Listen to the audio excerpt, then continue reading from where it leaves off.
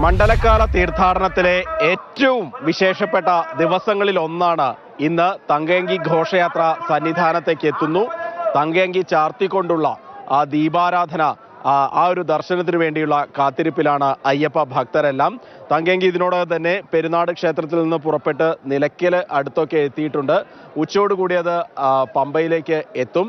അതിനുശേഷം സന്നിധാനത്തേക്ക് പുറപ്പെടുകയും ചെയ്യും.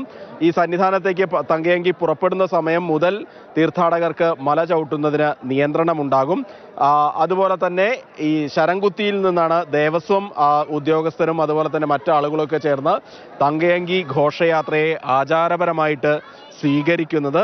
അതിനുശേഷം നേരെ സന്നിധാനത്തേക്ക് വരികയും ചെയ്യും. വൈകിട്ട് 6:30 തങ്കയങ്കി ചാർത്തിക്കൊണ്ടുള്ള ദീപാരാധന ദർശനമുണ്ടാവുക.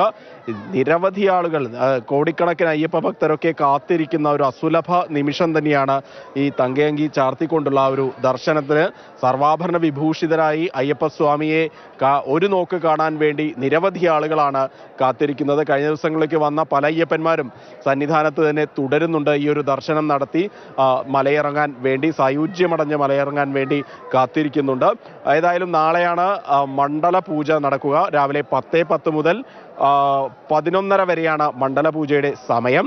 അതിനുശേഷം ഉച്ചയ്ക്ക് നടയടയ്ക്കും. വൈകിട്ട് വീണ്ടും നട തുറന്ന് രാത്രി ഹരിവരാസനം പാടി നടയടയ്ക്കുന്നതോടു കൂടിയാണ് ഈ 41 ദിവസം നീണ്ടു നിൽക്കുന്ന വ്രതശുദ്ധിയുടെ ഒരു മണ്ഡലകാല തീർത്ഥാടനത്തിന് സമാപനമാകുക.